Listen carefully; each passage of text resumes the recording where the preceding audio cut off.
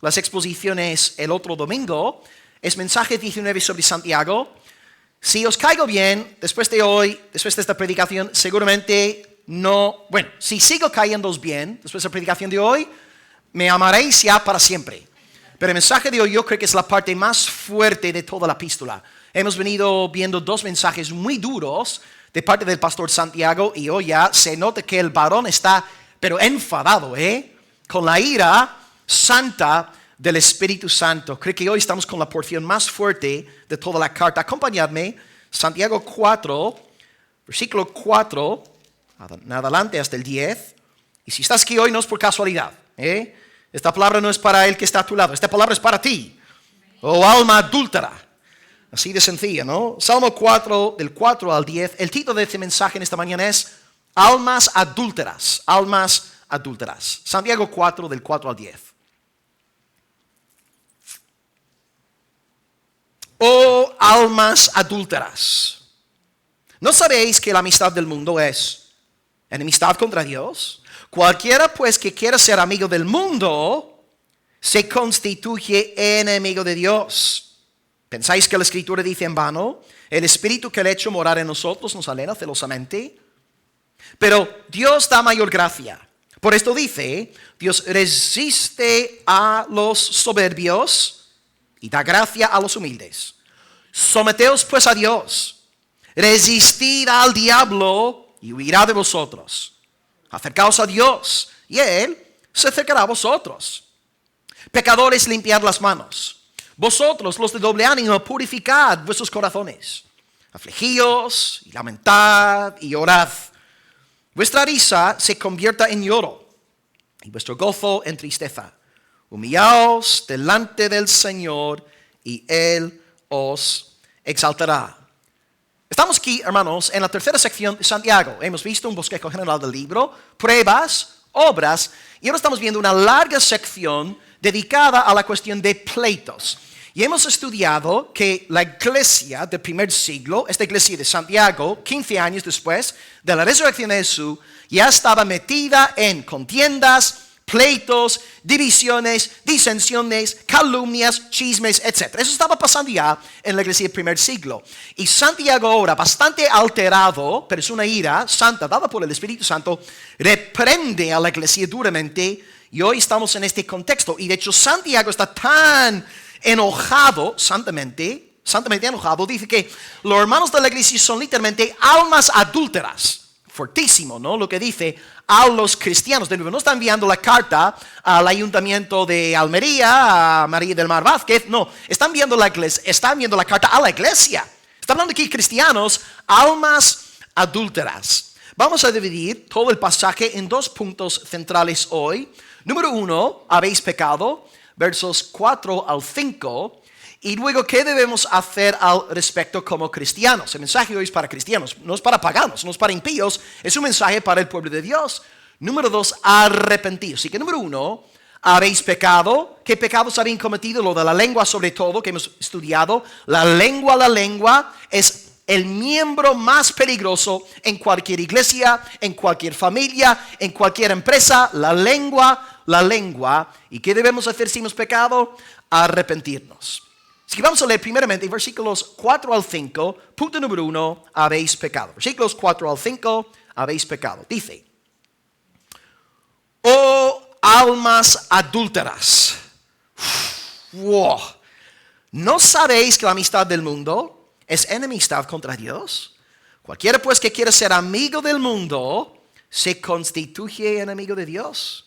¿Pensáis que la Escritura dice en vano? El Espíritu que le ha hecho morar en nosotros nos anhela celosamente. Bien. Almas adúlteras. Él exige que los pecadores de la iglesia se arrepientan del abuso de la lengua. Y aprendemos ya en esta sección, para empezar hoy, que la labor del pastor sí consiste en enseñar. Amén. Hay que enseñar la palabra, exponer la palabra, aplicar la palabra. Pero también forma parte de esta labor, que vemos aquí, forma parte de su labor el reprender, el corregir, el redarguir, que es un término bíblico. Os pongo un par de ejemplos. 2 Timoteo 3:16. Pablo dice a un pastor Timoteo, toda la escritura es inspirada por Dios, es útil para enseñar, amén. Pero no solamente para enseñar, sino también para redarguir, reprender, refutar, para corregir e instruir en justicia. El pastor que predica la palabra se ve obligado a corregir, a reprender a veces a la congregación. Y unos versículos más adelante, 2 Timoteo 4:2, dice Pablo a Timoteo de nuevo, que prediques la palabra, que instes a tiempo y fuera de tiempo, redarguye, reprende, exhorta con toda paciencia y doctrina. Pablo mismo lo hacía, él enseñaba la palabra, amén, de forma constructiva, positiva, pero también reprendió a las iglesias. Un par de ejemplos. En Gálatas 3:1, él dice a los hermanos de Galacia y del Sur, oh Gálatas insensatos. ¿Os imagináis si nos enviara una carta? Oh almerienses insensatos. Oh generaluqueños insensatos. Es bastante ofensivo esto, pero Pablo está recriminando, reprendiendo a la iglesia. Oh Gálatas insensatos, ¿quién os fascinó para no obedecer a la verdad? Y hace lo mismo con los corintios cuando dice en 1 Corintios 5:2, vosotros estáis envanecidos. Está hablando de la iglesia, no está hablando de la gente que no conoce al Señor. Santiago entonces aquí está reprendiendo a cristianos que están andando según el patrón del mundo. ¿Y cuál es este patrón? Lo que hemos venido estudiando. Divisiones, pleitos, calumnias, gente machacando a otros hermanos dentro de su propia iglesia local. Él dice entonces que son almas adúlteras, ¿vale? Porque adúltero, porque adúltera. ¿Por qué este adjetivo? Porque un adúltero es aquel que es infiel a su pacto. Estas personas ya estaban en un pacto con Dios y ya que no estaban guardando los principios de la santidad de Dios, el Señor los acusa de ser adúlteros, ¿verdad? Incluso en la esfera marital, matrimonial, hay un pacto y si uno es infiel, se considera adulterio. Hasta el día de hoy, ¿no? En la sociedad, incluso en los periódicos, hablan de adulterio. Este caso tan famoso, ¿no? En el concierto de Coldplay, el Andy Byron salió abrazando a otra mujer que no era la suya. Adulterio, adúltero. Manejamos este concepto hoy en el siglo XXI. Son almas adúlteras. Y este lenguaje está también en el Antiguo Testamento.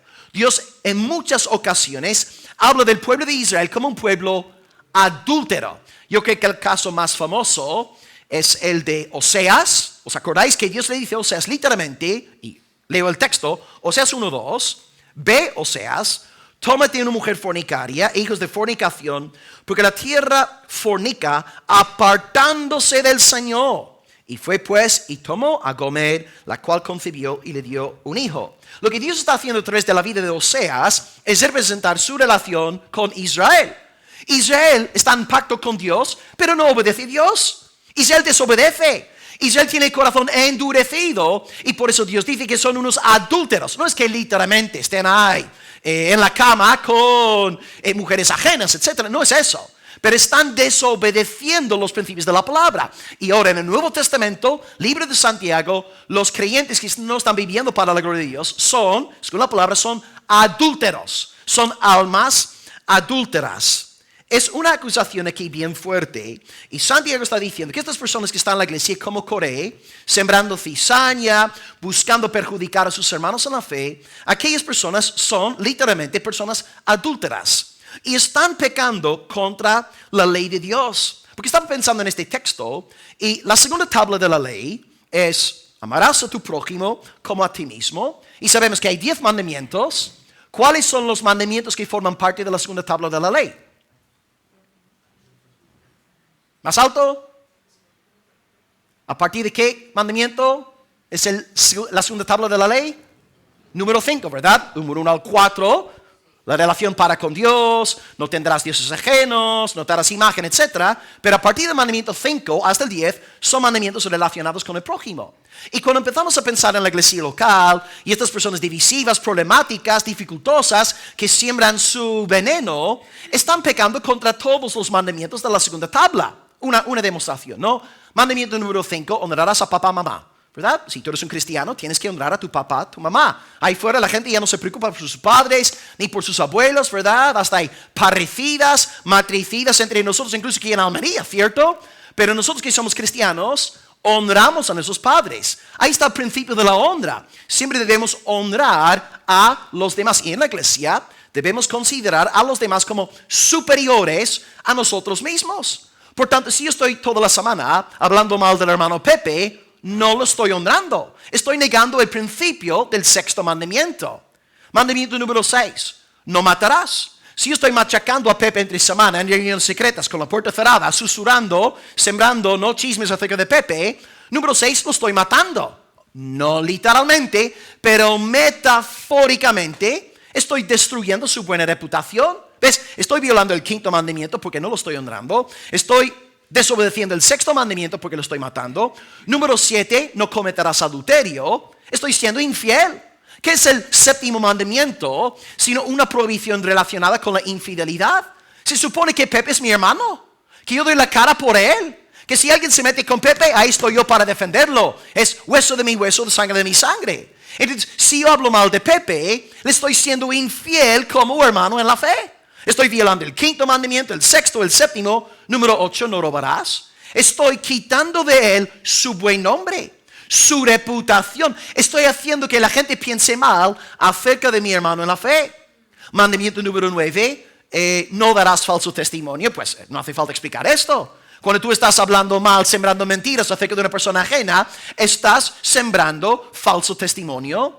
Y número 10, no codiciarás. Esto es un poco más difícil de entender, pero si nos metemos en el contexto de Santiago, porque estaban estas facciones en la iglesia primitiva hablando mal de otras facciones, otros grupitos? Porque hubo quienes en la iglesia querían protagonismo, querían puestos de poder, querían influencia y por tanto iban montando sus facciones para tener potestad dentro de la iglesia. Estaban codiciando algo que Dios no quería entregarlos. Y de ahí surgieron todos estos males, los chismes, las calumnias, las falsas acusaciones. Como Santiago dijo hace poco en nuestra iglesia, dice, ¿de dónde vienen las guerras entre vosotros? ¿De dónde vienen los pleitos? ¿No es de vuestras pasiones, las cuales combaten en vuestros miembros? ¿Codiciáis y no tenéis? Entonces toda la segunda tabla de la ley, amarás a tu prójimo como a ti mismo. Toda esta segunda tabla es violada y desobedecida cuando hablamos mal de nuestros hermanos en la fe, dividiendo el cuerpo, sembrando disensiones. Santiago con razón dice que son unos adúlteros, almas adúlteras. Se supone que estáis en pacto con Dios, se supone que estáis en pacto con el pueblo, porque todos hemos participado de la cena del Señor esta mañana, señal visible de nuestra relación pactual con Dios y su iglesia. Pero si estamos aquí el día domingo tomando la Santa Cena todos juntos y luego matándonos entre semana, no, hermanos, así no puede ser. Esto es adulterio espiritual. Y en este sentido Santiago dice, ¿no sabéis que la amistad del mundo es enemistad contra Dios? Cualquiera que quiere ser amigo del mundo se constituye enemigo de Dios. Como regla general, cuando leemos este texto, leemos acerca de la mundanalidad. Pensamos en, bueno, como dicen en algunas iglesias, es pecado ver algo en la tele, es pecado, yo qué sé, ir a un evento deportivo, es pecado ponerte pantalones vaqueros, ya sabéis, ¿no? Cada cultura tiene sus normas y sus nuevos pecados. Pero cuando Santiago aquí está pensando en mundanalidad, no está pensando en estas cosas, en el cine, en una obra de teatro. Él está pensando en la mundanalidad que vemos cuando hay división, disensión y veneno dentro del seno de la iglesia local. Él dice que un cristiano no debe vivir de esta manera. No debemos usar la lengua para destruir la obra de Dios entre nosotros. Porque aquel que hace esto está siguiendo las pisadas de Satanás. En griego, Satanás, él es el diablo. Diablo en griego, esto os lo he dicho, sé que hace unos cuantos meses, pero sé que alguien se va a acordar. En griego, ¿qué significa literalmente la palabra diablo? Calumniador o el que calumnia. Por tanto, aquel que está andando en la calumnia, hablando mal de Pepe, de milagros entre semana, esta persona está desempeñando el papel del diablo. Satanás, ¿qué hace en el principio? Eva, no es así, come del fruto, hija. Dios quiere frustraros, limitaros. Dios quiere esclavizaros. Dios es el primer ser en la historia, el primero en ser calumniado. Si alguien está hablando mal de ti, si alguien te está calumniando, estás en buena compañía. La primera persona en la Biblia que recibió calumnias fue el Señor Dios Todopoderoso. Y encontramos esto a lo largo de la Escritura. Hombres de Dios, mujeres de Dios se levantan, son calumniados. La semana pasada estábamos predicando sobre este sinvergüenza, ¿no? El hijo del diablo, el agagüeo. Amán, ¿verdad? Y Amán, ¿qué hacía por lo de Mardoqueo? Hablaba mal de los judíos, los acusaba falsamente. ¿Ves? Si tú andas en luz, vas a ser calumniado. La gente va a hablar mal de ti. Hay que aceptarlo. Y si Dios te levanta y te da un ministerio más visible dentro de la iglesia, pues esto se multiplica por 10 o por 100. Hay que saber recibir las calumnias. Hay que saber reaccionar entre ellas con paciencia y en el temor del Señor. Pero si andamos por este camino de Satanás, estamos siguiendo el camino del mundo. Y Santiago dice, si tú andas por este camino, ya no estás andando conforme a las pisadas del Señor.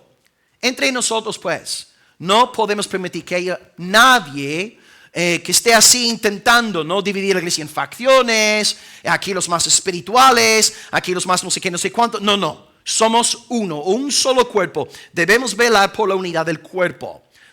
A principios de 2025 tuvimos la Semana Unida de Oración y cuando estuvimos en la iglesia del hermano Oscar Gallina, él leyó 3 textos que apunté a mis notas y quisiera también compartir estos versículos con vosotros porque todos hablan de la unidad. Ese culto oramos mucho por la unidad de la iglesia y fijaos en estos textos tan bonitos que espero, ¿no? Y Dios, ¿no? Dios mediante, espero que se puedan cumplir aquí entre nosotros en Hanalaluque.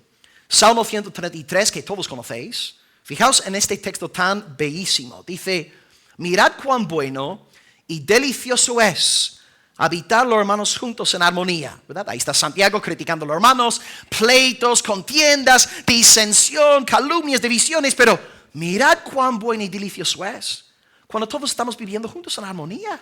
Cuando nos amamos, cuando amamos a Amor y Nicolás y Carolina, Giselle, cuando hay amor, cuando nos preocupamos los unos por los otros y no nos estamos matando los unos a los otros en semana, es como el buen aceite sobre la cabeza, el cual desciende sobre la barba de Aarón, hasta el borde de sus vestiduras, como el rocío de Hermón, que desciende sobre los montes de Sión, porque ahí envía Dios bendición y vida eterna. Cuando tú entras en una iglesia que está dividida, donde todo el mundo odia a todo el mundo, es como lo notas espiritualmente. Hay tensión, es como si estuvieras siempre pisando cáscaras de huevo, ¿no? No quieres ni hablar porque vas a ofender a uno, o si hablas bien de uno, el otro te va a criticar. Pero cuando entramos en una iglesia donde hay amor, cuando todos nos amamos, cuando no estamos criticándonos unos a otros, ¿qué atmósfera hay? ¿Te da alegría entrar en una iglesia así? Se percibe esto en el Espíritu. Texto número 2 que lee el pastor Oscar, 1 Corintios 1:10. Os ruego, hermanos, por el nombre de Cristo, que habléis todos una misma cosa, que no haya entre vosotros divisiones, sino que estéis perfectamente unidos en una misma mente y en un mismo parecer. Texto 3, Efesios 4:3. Solícitos en guardar la unidad del Espíritu en el vínculo de la paz. Es cierto que el Espíritu Santo ha creado la unidad que hay en nuestra iglesia. Amén. Pero el Espíritu crea esta unidad y nos toca a nosotros mantenerla. Hay que velar por esta unidad. ¿Por qué? Porque, hermanos, todos somos seres humanos. Todos tenemos carne. Adán está todavía presente en nosotros y vamos a pecar. Y al pecar vamos a frustrar el propósito de Dios en nuestra unidad. Y por tanto debemos ser muy en alerta para que no haya ninguna clase de disensión y división entre nosotros. Hay que mantener este vínculo de la paz. Si estoy hablando mal de Pepe de Milagros esta semana, ¿qué estoy haciendo con este vínculo de la paz? Lo estoy destruyendo. Lo estoy destrozando. Hay que andar en unidad en el nombre del Señor. Por tanto, el Dios de la gloria quiere que tú andes hoy en santidad, en luz, en fidelidad al pacto congregacional. Satanás quiere que tú andes en contiendas, en divisiones, en disensiones. ¿A quién seguiremos? ¿A quién seguirás? ¿Marcharás al son del ejército celestial o harás caso a Belcebú, el rey de la envidia y el odio. Ahora, amados, aquí yo tengo que confesar que versículo 5 es el versículo más difícil de Santiago. El comentario que sea, todos los eruditos te van a decir exactamente lo mismo. Santiago 4:5 es de los versículos más difíciles, no solamente de Santiago, sino de todo el Nuevo Testamento. Así que muy humildemente os voy a, ya que estoy comprometido con la exposición sistemática de la Biblia, me toca hablaros sobre el versículo 5. No puedo ahora saltarlo. Me encantaría hacerlo, pero os vais a dar cuenta. Así que voy a humildemente abrir mi corazón como yo veo lo que está escrito en el versículo 5. Está hablando de la adulterio espiritual. Y dice el versículo 5, ¿pensáis que la Escritura dice en vano, el Espíritu que Él ha hecho morar en nosotros nos anhela celosamente? ¿Qué hacemos aquí con estas cláusulas que son notoriamente complejas? Bueno, cuando Santiago dice aquí, la Escritura dice, ¿pensáis que la Escritura dice en vano? Cuando él dice Escritura, volvamos al primer siglo, 15 años después de la resurrección de Jesús, cuando Santiago te dice Escritura, ¿en qué está pensando? En el Antiguo Testamento. ¿Cómo sabemos que no está pensando en el Nuevo Testamento? Porque claro, Santiago es el primer libro del Nuevo Testamento. El resto del Nuevo Testamento no se había redactado todavía. Así que, desde luego, sin lugar a dudas, lo que sí podemos decir con seguridad es que cuando Santiago aquí dice, la Escritura dice, está hablando del Antiguo Testamento. ¿De acuerdo? Todos de acuerdo en este punto, ¿verdad? ¿Amén? Me explico, ¿verdad? Excelente. Ok. En el libro de Santiago, él es un experto en cuestiones relacionadas con el Antiguo Testamento. Su libro está repleto de citas y alusiones antiguo testamentarias. Os pongo algunos ejemplos. En Santiago 1, él cita Isaías 40, versículo 8, donde dice, sécase la hierba, marchítase la flor. Sabemos dónde está este texto porque la cita textualmente. Yo puedo ponerlo en mi ordenador, ¡pum!, me sale la referencia. En capítulo 2, por poner un solo ejemplo, él cita Levítico 19 y 18, amarás a tu prójimo como a ti mismo. En el capítulo 3, cita Génesis 1:26, donde está escrito que somos hechos a la semejanza de Dios.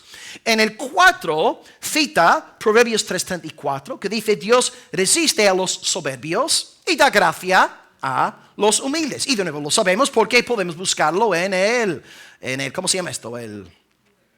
Sí, en el Google o esto es donde están todos los versículos con las palabras. Concordancia, excelente. Y número 5, él también alude a Elías, a Job, los profetas en general.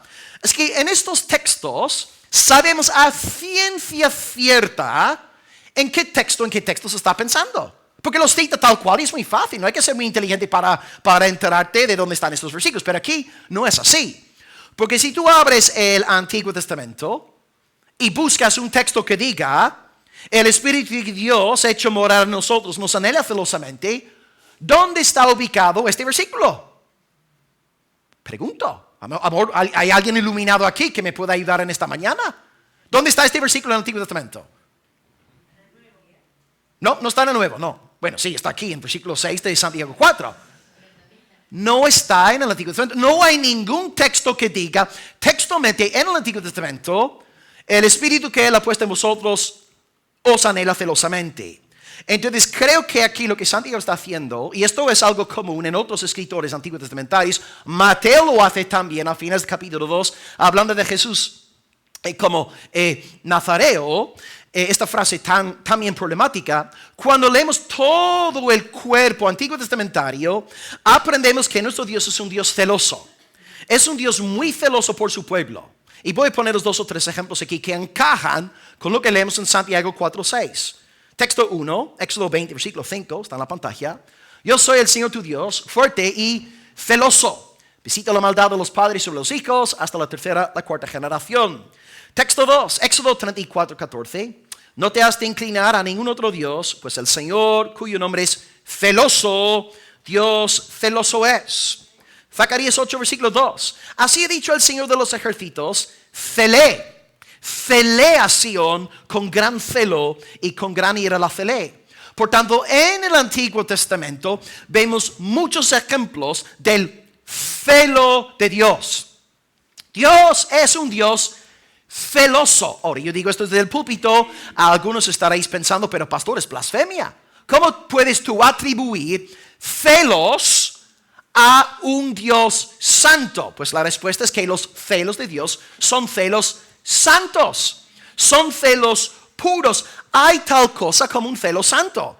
Por ejemplo, cuando leemos en Cantares, la Escritura dice acerca del amor conyugal entre varón y mujer, este amor es fuerte como la muerte y sus celos son duros como el Seol. Cuando un hombre deja de amar a su esposa, prevalece la indiferencia. Le da absolutamente igual. Pero cuando hay amor, cuando yo de verdad amo a mi mujer, hay celos en mi corazón por ella. Os pongo un ejemplo, no, hoy está de moda, ¿no? La esposa está 3 días en Tenerife con sus amigas, 3 días a Madrid, 3 días en el Reino Unido. ¿Vosotros pensáis que yo, de verdad, una locura, yo si de verdad amo a mi esposa con todo mi corazón y tengo este celo santo, celo conyugal, ¿vosotros pensáis que yo voy a permitir que mi esposa esté ahí 3 días en Tenerife con sus amiguitas? Y luego otros 3 días en Madrid, y 3 días en Galicia, de ninguna forma. Yo soy su marido, ¿no? Y incluso en la iglesia hay estas mujeres que dicen, no, mi marido está ahí, sí, pero luego tengo a mi amiga y le cuento todas las cosas. Para nada. Yo no tengo a ningún otro amigo más importante que mi esposa. A mi esposa se lo cuento todo, porque hay celos, hay amor, yo la amo. De ninguna forma voy a querer que mi esposa esté por ahí con sus amiguitas. ¿Dónde quiero yo que esté mi esposa? Conmigo, a mi lado. Mi esposa dice, hoy quiero ir a Tenerife. Pues voy contigo. Vamos juntos a comer hot dogs y hamburguesas. Vamos juntos porque hay amor. El amor es puro. El amor es celoso. Pero cuando el hombre le da igual y muestra esa apatía hacia su esposa, esa indiferencia, no le importa su esposa, ya no hay celos. ¿Ves? El celo es algo puro. El celo, sí, no estoy negando que haya celos pecaminosos, pero sí hay tal cosa como un celo puro. Es como la ira. ¿La ira es intrínsecamente pecaminosa? No. La ira, hay tal cosa como la ira de Dios. Hay una ira santa. Cuando un papá o una mamá ve la desobediencia de su hijo y se pone ahí y graba un video y lo sube a TikTok, a YouTube, vosotros pensáis, no, tiene que haber una ira. Una ira santa. No está bien, hijo, lo que estás haciendo. Si tienes el amor de Dios en tu corazón, quieres que tu hijo tema al Señor. La ira puede ser santa, los celos también pueden ser santos. Es que Dios no está aquí en pecado. El amor de Dios es purísimo. Su amor es fuego. Y con razón no quiere que su pueblo sea un pueblo adúltero. Por eso Dios se enfada. Si Dios mostrase indiferencia a su iglesia y nosotros viviésemos en infidelidad, Dios diría, bueno, ¿a mí qué me importa? A mí me da igual. Yo no os amo. Pero ya que Dios nos ama, ya que nos anhela celosamente, reacciona así. Por eso Dios recrimina a su pueblo. Isaías 63:11 también testifica de cómo Dios se enojó, se enfadó con su pueblo en el Antiguo Testamento. Aquí estamos viendo, queridos hermanos, que Santiago nos está diciendo que aquellos que están andando en este patrón mundano, pecaminoso en la iglesia, sembrando cizaña, veneno, etc., están despertando la cólera, la ira del Dios del pacto. Están provocando su santa ira. Y aquellos hermanos han de andar de forma muy cautelosa, porque Dios es fuego consumidor. Y no es un padre negligente, y nuestro Dios no lleva la vara en vano. Él la usará si persistimos en pecar. Estimados, hoy, en cuanto al primer punto hoy, cuando Santiago recrimina a la iglesia por su pecado y por su mundanalidad, y apela a este texto diciendo, porque Dios os anhela celosamente, está hablando de la naturaleza celosa de Dios. Él nos reprende porque nos ama. Y esa es la forma correcta de recibir una predicación que nos está corrigiendo y que nos está reprendiendo. Porque a veces la tentación Consiste en estar ahí sentado, escuchar al predicador que te está hablando del pecado y tú piensas en tu corazón, este hombre es un pesado, este hombre que me deje en paz, es un hombre duro. No, tienes que entender que detrás de esta reprensión hay llamas de amor. Porque si yo como pastor, si a mí no me preocupara esta iglesia, pues predico prosperidad, predico vienen cosas grandes, predico realiza tus sueños, predica eres grande, eres un campeón, ¿verdad? Pero si amo la iglesia y quiero que la iglesia agrade a Dios, voy a predicar la Santa Escritura. Y voy a tener que reprenderos y refutaros en el temor del Señor. Es que recibí también estos mensajes como fruto del amor celoso de Dios. Y es el ejemplo que siempre ponemos, ¿verdad? Pasa el hermano Álvaro porque estás un poco enfermo. Y vale, es verdad, hay jarabes y hay sirope y sí, que tiene un sabor muy dulce y todo. Pero en mi experiencia, ¿no? Muchos de los medicamentos que tomamos o los líquidos es que saben a infierno.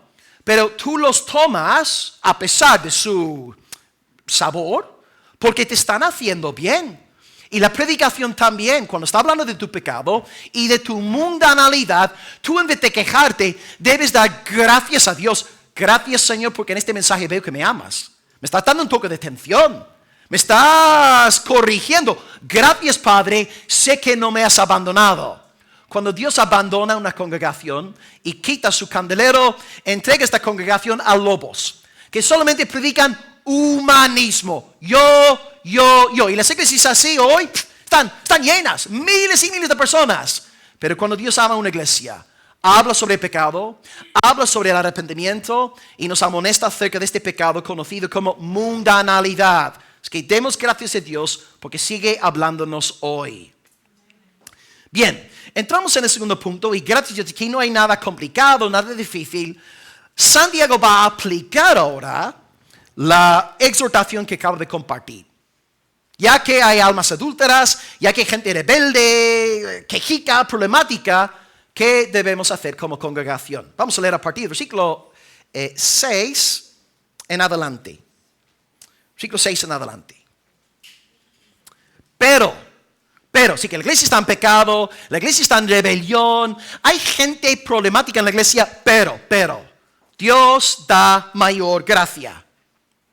Dios resiste a los soberbios, pero da gracia a los humildes. Es decir, si tú te arrepientes, Dios te va a abrazar. Dios te va a perdonar. Tranquilo, o sea, si has andado en soberbia, si has estado hablando mal de Pepe, pero si tú te arrepientes, Dios te va a abrazar con su gracia. Dios es tierno y dulce. Someteos pues a Dios. Resistid al diablo, al calumniador, y huirá de vosotros. Acercaos a Dios, Él se acercará a vosotros. Pecadores, limpiad las manos. Vosotros, los de doble ánimo, purificad vuestros corazones. Afligíos, lamentad, llorad. Vuestra risa se convierta en lloro y vuestro gozo en tristeza. Humillaos delante del Señor y Él os exaltará. Vale. El verdadero profeta, sí, denuncia el pecado, amén. Pero no te deja ahí. No solamente te condena al infierno. El verdadero vocero de Dios, después de anunciar el castigo y la ira de Dios, te abre la puerta de la esperanza. Y te dice, si tú te arrepientes, si tú pones tu fe en Jesucristo, hay salvación. Por ejemplo, hoy predico a todos, no sé si todos seréis del Señor o no, pero yo os anuncio que si no sois de Jesucristo, vais al infierno. Y puede ser la persona más maja de toda Andalucía, más cercana, más dadivosa. Pero si tú no estás en Jesucristo, estás bajo la ira eterna de Dios. Pero, si te arrepientes de tu pecado y pones tu fe en Jesús, serás salvo. Mi deseo no es simplemente enviarte al infierno, te hablo del infierno para que seas salvo. Y aquí lo mismo en Santiago. Santiago nos habla sobre el pecado, no con el fin de que la iglesia se sienta sucia y dejada ahí, abandonada, no. La meta es restaurar a la iglesia, bendecir a la iglesia, levantar a la iglesia, fortalecer a la iglesia. Y eso es lo que Santiago hace aquí. Así que a partir del versículo 6 está regañando a los hermanos, lleva 3 semanas regañándonos fuertemente, y ahora, gloria a Dios, aquí está la esperanza. Versículo 6. Pero, estáis pecando, estáis usando la lengua mal, estáis dividiendo el cuerpo, no estáis amando a la iglesia correctamente, pero Dios da mayor gracia. Sí, habéis pecado, pero ¿qué es más grande? ¿Nuestro pecado congregacional o la gracia perdonadora de Dios? Ya, hay una canción que a veces cantamos, Gloria a Dios, su gracia es mayor, sus misericordias hoy nuevas son, mis faltas son muchas, su gracia es mayor. Mayor, hermanos, sí, hay pecado en la iglesia, amén, y hay pecado en todas las iglesias, pero la gracia de Dios es mayor. La puerta del arrepentimiento está abierta y podemos ser restaurados. Es que hoy en esta iglesia, si hemos pecado contra Dios, si no hemos sido fieles en nuestros deberes congregacionales, podemos arrepentirnos. La puerta está abierta. Dios es compasivo. Dios es misericordioso. A Dios le agrada perdonar a los rebeldes. Claro, nuestro problema, y espero que me entendáis, nuestro problema principal no es el pecado, sino nuestra impenitencia. Porque tú puedes pecar y el justo cae 7 veces al día, pero el Señor le levanta. ¿Por qué? Porque el justo se arrepiente. El justo pide perdón por sus pecados. Pero cuando tú tienes el corazón endurecido y justificas tu pecado y no quieres que nadie te corrija, que nadie te diga nada, tú estás en endurecimiento de corazón. Y esto ya es casi diabólico, satánico e infernal. El problema es la impenitencia. Todos pecamos, pero como pueblo de Dios nos arrepentimos y le pedimos perdón al Señor. Por ejemplo, hoy la Santa Cena. Celebramos la Santa Cena. ¿La Santa Cena es para pecadores? Sí. Pero es para pecadores arrepentidos. La Santa Cena no es para los impenitentes. Porque dice el texto, si tú tomas la Santa Cena y estás viviendo una vida entregada al pecado, estás dividiendo tu cuerpo, tu iglesia local, tú estás viviendo juicio para ti mismo y Dios te va a castigar. O sea, la Santa Cena es para pecadores, pero no es para pecadores impenitentes. Y aquí Santiago quiere que nosotros nos arrepintamos de nuestro pecado congregacional. Sí, también del pecado personal, pero el contexto aquí hoy es congregacional. Él da mayor gracia, porque independientemente de los pecados de la iglesia, la gracia de Dios es mucho mayor. Él da mayor gracia y por esto dice, Dios resiste a los soberbios. Los impenitentes que no quieren arrepentirse serán castigados por Dios. Pero Dios da gracia a los humildes. Aquellos que confiesan su pecado. Aquellos que reconocen que han hecho lo malo delante del Señor. Pedro dice exactamente lo mismo. 1 de Pedro 5:5. Leo el texto. Jóvenes, estad sujetos a los ancianos, todos sumisos unos a otros, revestidos de humildad, porque Dios resiste a los soberbios y da gracia a los humildes. Este versículo que cita Pedro y Santiago está en el Antiguo Testamento. ¿Alguien sabe dónde se encuentra? Esto sí está en el Antiguo Testamento. Proverbios 3. Proverbios 3:34. Wow. Luego te doy un premio, hermano. Él cita el texto, aquí Pedro, ahí Santiago también, y aprendemos que sí, Dios es un Dios de perdón. Y Dios es un Dios de restauración, pero restaura a los arrepentidos. Restaura a los humildes. Restaura a aquellos que reconocen su pecado, porque somos máquinas de excusas. Somos expertos a la hora de justificar nuestro pecado, ¿verdad? Pero cuando somos humildes delante de Dios, Él nos restaura. Y esta imagen de la ternura de Dios hay que tenerla en mente, porque lo que nos pasa a veces en pecado es que no queremos acercarnos a Dios porque queremos que es un hombre duro. Como dice, ¿no?, la parábola de los talentos. Tú eres un hombre duro. Pero la imagen que Cristo nos da de Dios es esta imagen que vemos en Santiago. Un Dios que desea restaurarnos. La imagen que me viene a la mente aquí es el hijo pródigo. Y el hijo pródigo podía haber estado ahí con los cerdos pensando, no, mi padre me va a rechazar. Mi padre es un hombre duro. Pero ¿qué va? Regresa el hijo a los brazos de papá y papá sale al encuentro corriendo para abrazar a su amado hijo. Esa es la imagen que necesitamos tener de Dios en nuestros momentos de oscuridad. Recordar que Dios está con los brazos abiertos siempre y cuando nos arrepintamos, siempre y cuando dejemos de justificarnos a nosotros mismos. Es que no echemos la culpa a nuestra esposa, a nuestro marido, nuestros hijos, nuestros padres, nuestros jefes por nuestra tibieza espiritual. La culpa es nuestra. La culpa no la tiene mi jefe, no la tiene mi pastor, no la tiene el presidente de la nación. La culpa es mía. Y cuando asumo la culpa y me arrepiento, ahí está Dios con estos brazos de gracia, perdonándonos y sanándonos. Está escrito, hermanos, Proverbios 28:13.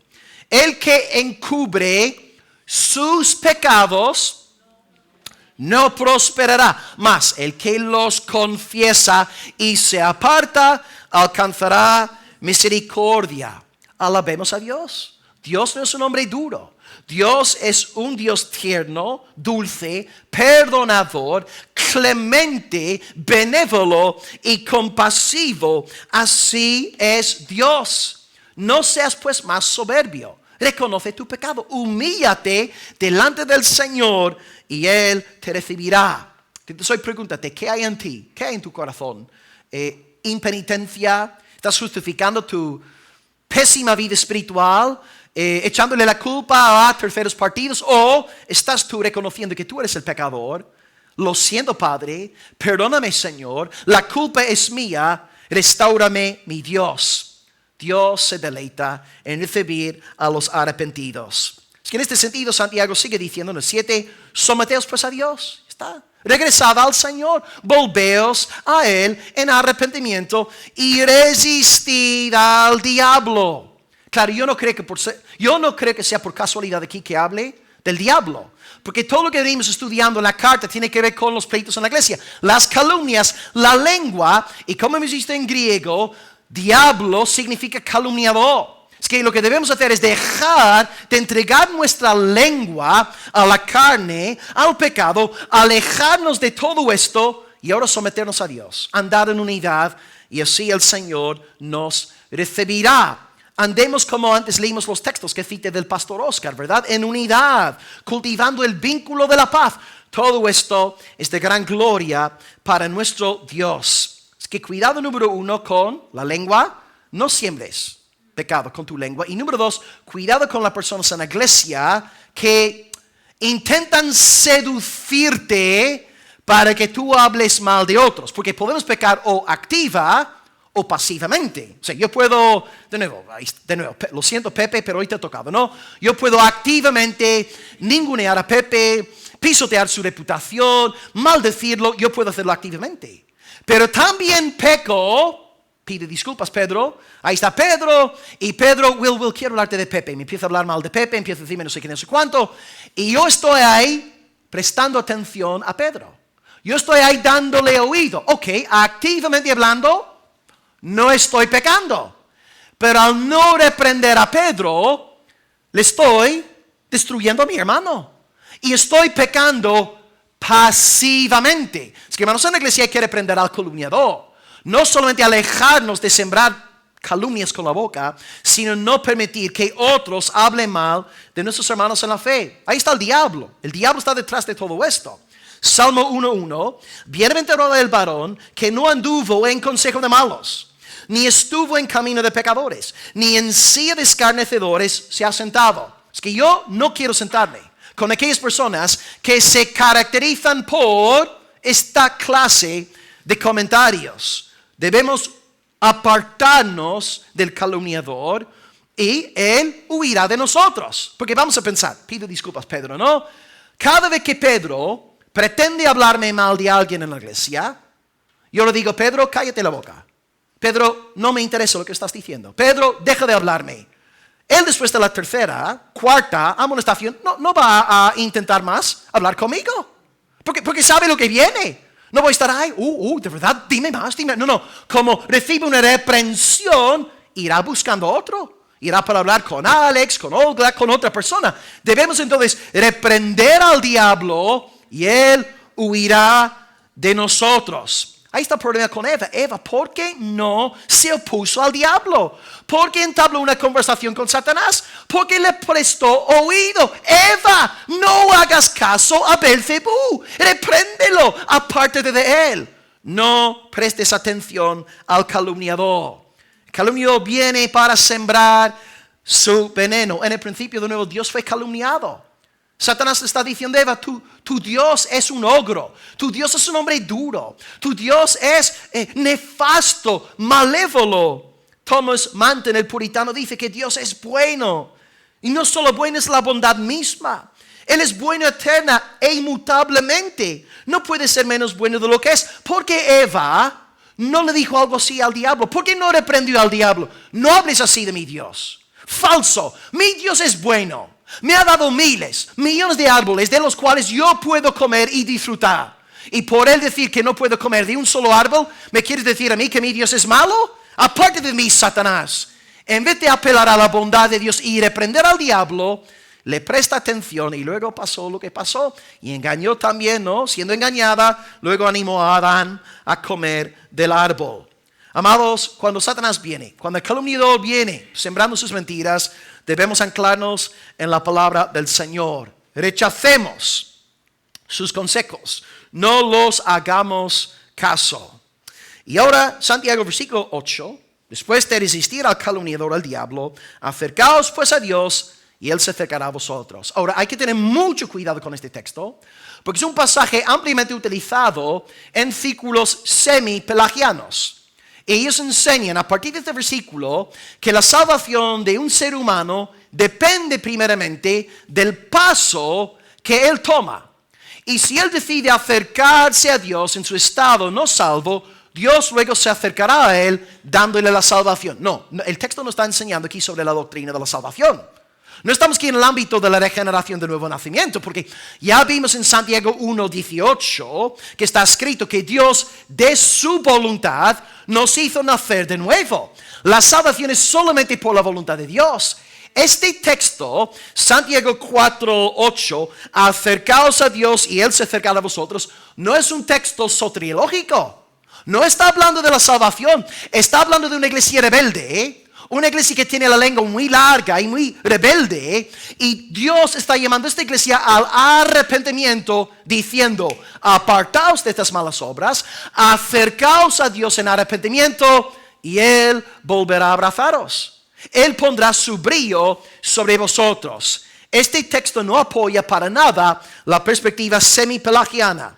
Está hablando de la restauración de aquellos que ya son salvos. Por eso dice que son adúlteros, porque ya están en pacto con Dios. No están fuera del pacto buscando a Dios, porque la Escritura dice, no hay quien busque a Dios. A veces incluso en la iglesia gente dice, no, yo tengo un vecino, es muy simpático y está buscando a Dios. No está buscando a Dios. A lo mejor está buscando al Dios de su propio corazón, a lo mejor está buscando un ídolo, a lo mejor está buscando algún tipo de beneficio de Dios, pero no está buscando al Dios de toda santidad.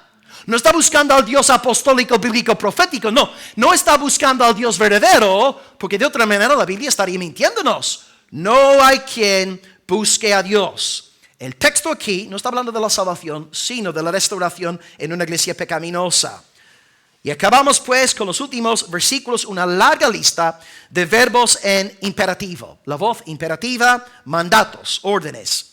Dice a partir del 8, limpiar las manos, purificad vuestros corazones, afligíos, lamentad, llorad, vuestra risa se convierte en lloro, vuestro gozo se convierte en tristeza, humillaos delante del Señor y Él os exaltará. Es que Santiago quiere un arrepentimiento completo. Dice, primeramente limpiar las manos y purificar los corazones. Esto nos está hablando de los dos aspectos, o las dos facetas del verdadero arrepentimiento. Porque si bien es cierto que el verdadero arrepentimiento tiene implicaciones externas, ¿verdad? Por ejemplo, Zaqueo, después de convertirse, deja de robar. Y él dice, bueno, yo volveré cuadruplicado todo lo robado. Hay un cambio externo. El verdadero arrepentimiento tiene que ver con un cambio de conducta. Hasta ahí sí, pero Santiago no se conforma con esto. Y entonces ahí tenemos un problema, ¿no? Con la enseñanza de la Iglesia Católica Romana, una penitencia puramente externa. No, Santiago dice que hace falta algo más para que haya un genuino arrepentimiento. Porque Zaqueo podría haber restituido todo el dinero perdido. Pero esto no quiere decir que sea un hombre salvo. Hay personas muy generosas en el mundo que no conocen a Dios. Hay organizaciones caritativas que no son cristianas, que están ayudando, que dan comida, que dan ropa, etcétera, que dan alojamiento. No son nacidos de nuevo. Así que sí, no estoy negando que los frutos sean importantes, pero hay algo más radical, hermanos. Hay algo de más valor delante de Dios, es la purificación del corazón. Porque yo puedo hacer dos cosas, o una cosa con dos intenciones diferentes, ¿verdad? Puedo hacer deporte, salir a correr, ¿no? Salí a correr ayer, salgo a correr para mantener en orden mi cuerpo, ¿verdad? Me voy haciendo mayor, tengo mi pelo gris, me duele todo el cuerpo y salgo a correr para no entrar tan pronto en la tumba, ¿no? Yo puedo salir para tener mi cuerpo en orden, porque es un regalo de Dios y no quiero abusar de mi cuerpo. O puedo salir a correr con el fin de impresionar a alguien. Wow, fíjate mis músculos, wow, como Sylvester Stallone. Quiero impresionar tal vez a una muchacha ser mundano. ¿Os dais cuenta? Puedo hacer exactamente la misma actividad, pero con dos intenciones diferentes. Incluso en la iglesia, algo santo, ¿no? Puedo estar aquí tocando la guitarra. Oh, Señor, eres grande, te amo. Oh, gracias, Señor, por permitirme alabarte. Puedo estar haciéndolo para su gloria. O puedo estar aquí tocando la guitarra y diciendo, oh, los hermanos me están mirando. Oh, soy santo, soy ungido. Mira cómo toco, como David, todos me están mirando. ¿Os dais cuenta? La misma actividad, pero con dos intenciones diferentes. Así que, ¿puedo yo repartir todo mi dinero a los pobres? Sí. ¿Quiere decir que lo estoy haciendo para la gloria de Dios? No. Ahí tenemos que examinarnos a nosotros mismos. ¿Cómo tenemos el corazón? ¿Está genuinamente arrepentido por nosotros habernos rebelado contra Dios? ¿O es simplemente gloria del hombre? Como de Saúl, que sí, externamente intentaba hacer las cosas bien, pero su corazón odiaba a Dios. Examínate hoy, ¿qué clase de arrepentimiento posees tú? ¿Solamente cosas externas, visibles que la gente ve? ¿O tienes un corazón radicalmente tocado por Dios? Y si tienes este corazón tocado por Dios, se cumplirán en ti los últimos 5 verbos del texto. Afligíos, lamentad, llorad, vuestra risa se convierte en lloro y humillaos delante de Dios. Todo esto es como si Santiago estuviera citándonos el Antiguo Testamento. Tú lees cualquier profeta, estos verbos salen una y otra vez. Afligíos, lamentad, llorad, humillaos, etc. Cuando hay verdadero dolor por el pecado en el corazón, te humillas delante de Dios y te quebrantas delante de Él. Y hermano, estas lágrimas tuyas, cuando tú pecas, y esto produce en ti lágrimas, tristeza, dolor de alma, esto es lo mejor que te podría pasar. Lo peor que a ti te puede pasar es cuando tú pecas y tienes el corazón tan endurecido, tan frío, que ni siquiera te das cuenta. Y sigues como si nada. Y sigues riéndote, feliz, gozoso, contento. Esto es señal de una conciencia ya cauterizada. Pero si tú pecas, y esto te duele desde dentro, y esto te provoca lágrimas, da gloria al Señor. Es la señal de que tú eres un hijo de Dios. Dios no va a permitir que su hijo haga cosas que los mundanos hacen libremente. Si tú eres de Dios, no estarás en paz con tu pecado. Y esta sensibilidad espiritual la verás en ti incluso en los pecados internos. Porque cuando hablamos con un mundano, y lo vimos ahí en la evangelización, todos apelando a su propia bondad por las cosas que hacen, ¿no? Dan dinero, ayudan, etc. Pero ¿qué hay del corazón? Cuando tú de verdad naces de nuevo y tienes un pensamiento pecaminoso, ¿y quién aquí no ha tenido pensamientos pecaminosos a lo largo de la última semana? Incluso cuando tienes un pensamiento aquí dentro de tu cabeza que nadie más ve, te sientes mal. Verdadera conversión, verdadero arrepentimiento. Nadie lo está viendo, nadie se ha enterado de nada, pero a ti te inquieta porque tú amas a Dios y tú quieres vivir para su gloria.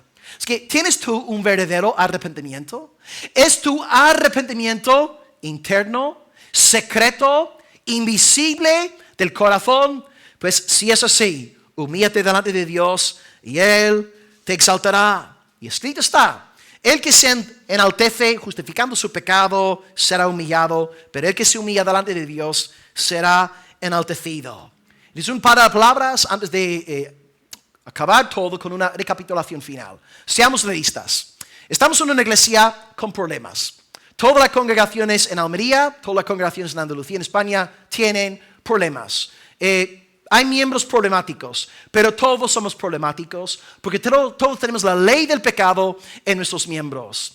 Pero gracias a Dios, Dios no nos ha abandonado. Dios no está diciéndonos hoy, puedes saber si podéis sobrevivir espiritualmente, a ver si alcanzáis la vida eterna. No, tenemos un Dios que va a sostenernos hasta el día final. Y Dios nos está diciendo, con esa madurez que necesitamos, que cuando hay pecado congregacional y cuando hay división, cuando hay calumnias, cuando hay diablos en la congregación, lo que debemos hacer es ser prontos a la hora de reprender a aquellos que están pecando y también ser prontos nosotros para arrepentirnos. Y de esta manera Dios se deleitará en perdonar, en lavar, en limpiarnos. Dios es así de bueno. Claro, si tú y yo fuéramos Dios, haríamos las cosas de otra manera. Acabaríamos con la iglesia el primer día, ¿no? Que entra en pecado. Pero Dios es un Padre amoroso y se deleita en recibir a sus hijos arrepentidos. Y acordaos también, amados, que el arrepentimiento es el todo de la vida cristiana. Martín Lutero, cuando arrancó sus 95 tesis, decía en la primera tesis, cuando Jesús dijo, arrepentíos, Él quiso que toda la vida del creyente fuese una de arrepentimiento. ¿Yo me arrepentí ayer? Sí. ¿Me arrepentí el viernes? Sí. ¿Cuándo empecé a arrepentirme? Hace 22 años, cuando era un chaval y mi vida cristiana comenzó. Hoy tendré que volver a arrepentirme.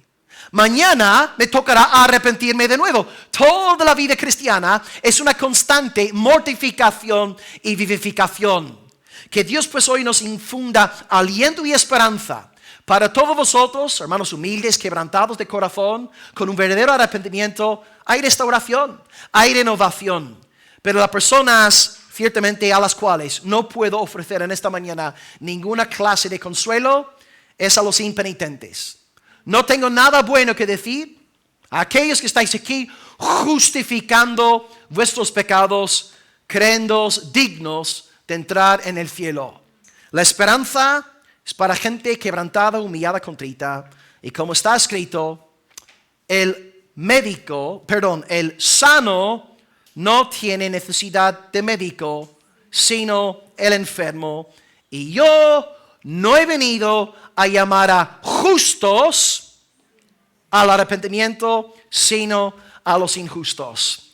Que Dios nos dé de su espíritu hoy, para que nos veamos como pecadores, para que nos humille, y así seremos recibidos una vez más con brazos abiertos y andaremos así en paz, en armonía con nuestro Señor. Hoy hemos estudiado dos grandes temas en nuestro texto. En primer lugar, habéis pecado. Si tú y yo usamos la lengua para pecar contra nuestra iglesia local, estamos cometiendo adulterio espiritual. Que no hay ningún adúltero entre nosotros. Dios nos anhela celosamente y esto lo vemos claramente reflejado en el Antiguo Testamento. Y gracias a Dios por sus celos. Porque si no fuera un Dios celoso, no nos amaría. Pero ya que nos ama, nos corrige. Y número 2, hemos hablado de la aplicación arrepentíos. Ya que nuestra iglesia ha pecado, debemos arrepentirnos delante de Dios y pedir que nos restaure, que nos renueve, que nos levante en su temor. Aquí tenemos 3 promesas de bendición. Dios da gracia a los humildes. Acercaos a Dios y Él se acercará a vosotros. Y promesa número 3 de nuestro texto: humillaos delante del Señor y Él os exaltará. Tenemos promesas hoy. Es que una iglesia chismosa, envidiosa, calumniadora, rebelde, pecaminosa, con falta de amor, puede ser restaurada por Dios, pero hace falta humildad. Hace falta humillarnos, hacernos amigos del polvo y clamar ante nuestro Dios. Gloria al Señor, porque Él quiere purificarnos, santificarnos, renovarnos y levantarnos. A Él sea la gloria en Jesucristo por los siglos de los siglos. Aleluya. Amén. Amado Padre, te damos gracias por tus celos. Gracias porque no eres un marido indiferente. Gracias porque a ti te importa la vida de tu esposa, la iglesia. A ti te importa no solamente nuestra conducta, sino también nuestro corazón, como hoy hemos leído. Queremos pedirte, amado Dios, que nos des un corazón genuinamente arrepentido y dolido por el pecado.